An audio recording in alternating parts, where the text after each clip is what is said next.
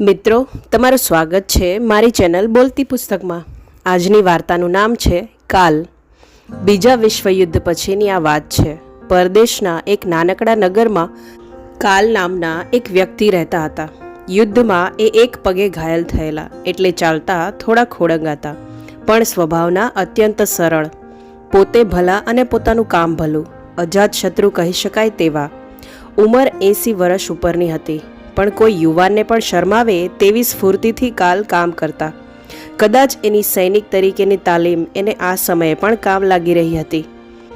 એ નગરનું church વસ્તીથી દૂર એક ઊંચી ટેકરી પર આવેલું હતું. એ ચર્ચ પર કાલની માફક આજુબાજુની ઉજ્જડ જમીન વચ્ચે એકલું અટુલું ઊભું હતું. એક રવિવારે ચર્ચ તરફથી જાહેરાત કરવામાં આવી કે ચર્ચ ફરતો એક બગીચો ઊભો કરવાનો છે. એમાં સેવા આપી શકે તેવી વ્યક્તિની જરૂર છે. કાલે આ કામ માટે ઈચ્છા વ્યક્ત કરી અને બીજા દિવસથી ચૂપચાપ પોતાના કાર્યમાં લાગી ગયા. નગરના એ વિસ્તારમાં છેલ્લા કેટલાક વખતથી ગુંડાગીરી અને લુખ્ખાગીરીએ માજા મૂકી હતી. લોકો ડર અને અસલામતી અનુભવતા હતા. રાત્રે અને વહેલી સવારે અનિવાર્ય કામ સિવાય ઘરની બહાર નીકળવાનું પણ ટાળતા. દિવસે પણ ઘરના બારણા બને ત્યાં સુધી અંદરથી બંધ જ રાખતા. આવા માહોલમાં પણ કાલ તો જાણે આ બધી વસ્તુઓથી પર હોય તેમ જીવતા. પોતાના કામમાં મસ્ત એ તો આખો દિવસ બગીચાની માવજતમાં રચ્યા પચ્યા રહેતા. કાલના પ્રયત્નો અને સખત મહેનતના પરિણામ સ્વરૂપે ચર્ચની તેમજ ટેકરીની આજુબાજુ ધીમે ધીમે એક સુંદર બગીચો આકાર લેવા માંડ્યો હતો. ચર્ચ હવે એકલું અટુલું નહોતું લાગતું. લોકો એ બગીચાને કાલનો બગીચો તરીકે ઓળખતા. એક દિવસ બપોર વેળાએ કાલ ચર્ચની પાછળ આવેલા બગીચાને પાણી સિંચી રહ્યા હતા. ફૂલ છોડને પાણી પીવડાવવામાં એ એટલા તલ્લીન થઈ ગયા હતા, આજુબાજુની દુનિયા જાણે કે ભૂલી જ ગયા હતા. બરાબર એવે વખતે એક હટ્ટાકટ્ટા અને છૂંદણાથી ત્રોફાયેલ હાથે બગીચાનો દરવાજો ખોલ્યો. ખોલનાર વ્યક્તિ એ વિસ્તારનો એક ખતરનાક ગુંડો હતો. એ ગુંડાની જોડે એના 2 સાથીદારો પણ હતા. એ ત્રણેય જણ કાલની નજીક ગયા. એ લોકો કાલને લૂંટવા આવ્યા હતા એ સ્પષ્ટપણે જણાઈ આવતું હતું. પણ કાલ તો મસ્ત મોલાની માફક પાણીની નળી પકડીને ઊભા હતા. જેવા એ મવાલીઓ નજીક આવ્યા કે તરત જ એ બોલ્યા, દીકરાઓ, બપોરના 12 વાગ્યા છે. આજે તડકો પણ છે. તમને તરસ લાગી છે? પાણી પીવું હોય તો પીવડાવું. બપોરનો સમય હતો. પેલા ત્રણેય તરસ્યા થયા જ હશે. એમણે હા પાડી એટલે કાલે ત્રણેયને નળીથી પાણી પીવડાવ્યું. પાણી પી લીધા પછી પેલા હટ્ટાકટ્ટા અને છૂંદણાવાળા માણસે કાલને ગળેથી પકડ્યા.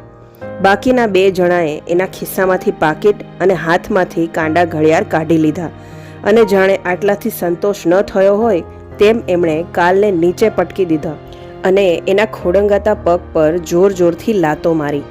બરાબર એ જ વખતે ફાધર કોઈ કામસર બહાર આવ્યા અને એમણે બૂમો પાડી એટલે પેલા ગુંડાઓ કાલને છોડીને ભાગી ગયા. ફાધરે કાલને ઊભા કર્યા. થોડીવાર એ ટેકો દઈને બેસી ગયા. કળ વળી એટલે ઊભા થઈને એણે છોડવાઓને પાણી પીવડાવવાનું શરૂ કરી દીધું. ફાધરે જ્યારે પોલીસ કેસ કરવાનું કહ્યું ત્યારે ના પાડતા કાલે એટલું જ કહ્યું કે નાદાન અને નાસમજ યુવાનો છે. ક્યારેક એમને પોતાની ભૂલ સમજાશે ત્યારે સુધરશે. જાણે કંઈ જ બન્યું ન હોય તેવી રીતે છોડવાઓને પાણી પીવડાવતા એ માણસની સ્થિત પ્રજ્ઞતા જોઈને ફાધરને પણ એના માટે માન થઈ આવ્યું. 2 દિવસ પછી ફરીથી એ લોકો આવ્યા. આ વખતે અગાઉની માફક જ કાલે એમને પાણી પીવડાવ્યું. પાણી પી લીધા પછી પેલાએ કાલની મશ્કરી કરવાનું શરૂ કર્યું. કાલના હાથમાંથી નળી ઝૂંટવીને એ લોકોએ કાલ પર ઠંડુ પાણી છાંટવાનું શરૂ કર્યું. અડધા કલાક સુધી કડકડતી ઠંડીમાં કાલને પલાળ્યા. પછી એ બધા ભાગી ગયા. ઠંડી અને વૃદ્ધાવસ્થા બંનેના કારણે કાલને ન્યુમોનિયા થઈ ગયો. 8 દિવસ હોસ્પિટલના બિછાને રહ્યા પછી કાલ ફરીથી પોતાના કામ પર હાજર થઈ ગયા તથા પોતાનું કામ એવી જ ધગશથી કરવા લાગ્યા. એનો બગીચો હવે એક વિશાળ બાગનું સ્વરૂપ ધારણ કરી ચૂક્યો હતો. રજાઓ અને તહેવારોના દિવસોમાં લોકો એ બગીચામાં પિકનિક માટે આવતા. કાલ ફરીથી કામે જોડાયા. એના એકાદ અઠવાડિયા પછી બપોરના સમયે ફરી વખત એ હટ્ટાકટ્ટા અને છૂંદણાથી ત્રોફાયેલા હાથે બગીચાનો દરવાજો ખોલ્યો. આ વખતે એ ગુંડાની જોડે એના સાથીદારો નહોતા. એ માણસ ધીમે ધીમે કાલની નજીક આવ્યો. કાલે પોતાની જાતને એનો હુમલો સહન કરવા માટે મનોમન તૈયારી કરી લીધી અને એણે પાણીનું પૂછ્યું. કાલના અવાજમાં એ માણસ પ્રત્યે જરા પણ ઘૃણા કે નફરત નહોતી. પેલો માણસ કાલની તદ્દન નજીક આવીને ઝૂક્યો. એણે નમીને કાલના પગ પકડી લીધા અને ધ્રુસકે ધ્રુસકે રડવા લાગ્યો.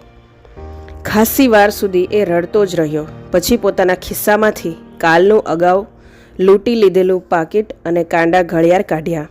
બંને વસ્તુઓ કાલના હાથમાં મૂકી એ બોલ્યો, મિસ્ટર કાલ, તમે ખરેખર ભગવાનનું કે કોઈ અવતારનું જ રૂપ છો. અમે તમને આટલા માર્યા, મશ્કરી કરી, હેરાન કર્યા અને લૂંટી પણ લીધા, છતાં તમે ન તો કોઈ દિવસ એકે ખરાબ વેણ ઉચ્ચાર્યું કે ન તો પોલીસ કેસ કર્યો. અરે આટલું થવા છતાં તમે હંમેશા અમને પ્રેમથી પાણી પીવડાવ્યું. આટલી સહનશક્તિ મેં ક્યારેય કોઈ માણસમાં જોઈ નથી.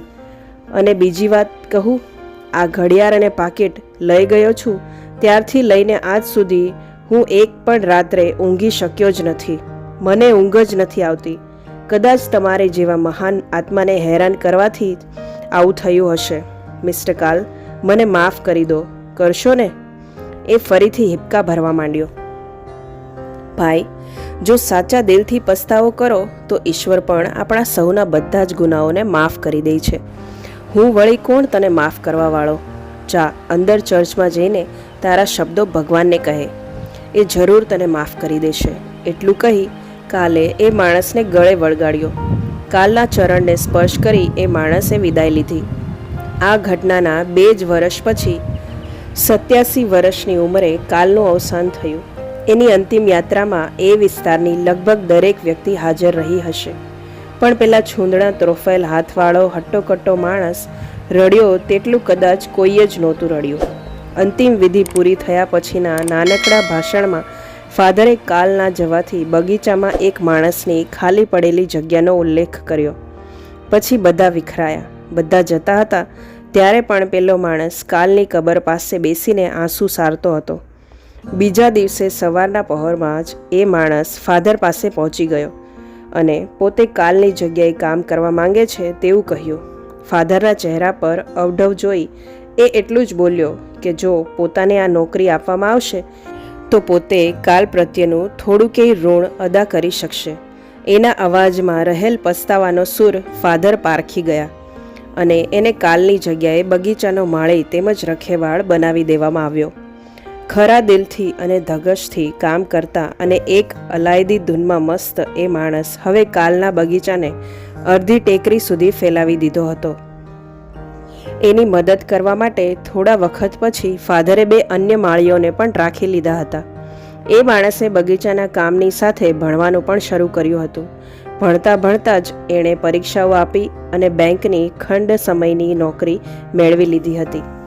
બીજા એકાદ વર્ષમાં એક સરસ યુવતી સાથે એના લગ્ન થઈ ગયા. એક વખતનો એ ખરાબ ગુનેગાર હવે એક ખૂબ જ સારા ઇન્સાન તરીકે ઓળખાવા લાગ્યો હતો. કાલ નામના પારસમણીના સ્પર્શથી એ ગુંડાનું જીવન કથિર મટીને હવે સોનાના રંગે રંગાઈ ગયું હતું. એક દિવસ વહેલી સવારે ચર્ચનું બારણું ખખડ્યું. ફાધરે દરવાજો ખોલ્યો. જુએ છે તો પેલો માણસ જ હતો.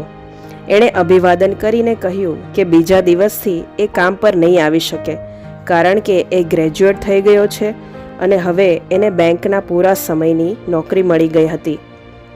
બીજું, એની પત્નીએ એક સુંદર બાળકને જન્મ આપ્યો હતો. એની સાર સંભાળ માટે પણ હવે એને ચર્ચની માળી તરીકેની નોકરી છોડવી જ પડે તેમ હતી. ફાધરે ખૂબ જ ખુશી સાથે એને જવાની રજા આપી. થોડીક વાતો કર્યા પછી એ માણસ જવા માટે પાછો ફર્યો. એ બહાર જાય તે પહેલાં જ ફાધરે એને બૂમ પાડીને પૂછ્યું, અરે ભલા માણસ, તે તારા બાળકનું નામ શું પાડ્યું છે તે પૂછતા તો હું ભૂલી જ ગયો. શું નામ રાખ્યું છે એનું? કાલ. એટલું બોલી આંખમાં તકતકી ઉઠેલા આંસુને ફાધર જોઈ ન જાય એટલી ઝડપે એ જતો રહ્યો. મળીએ બીજી આવી જ મજાની વાર્તા સાથે. ત્યાં સુધી બાય.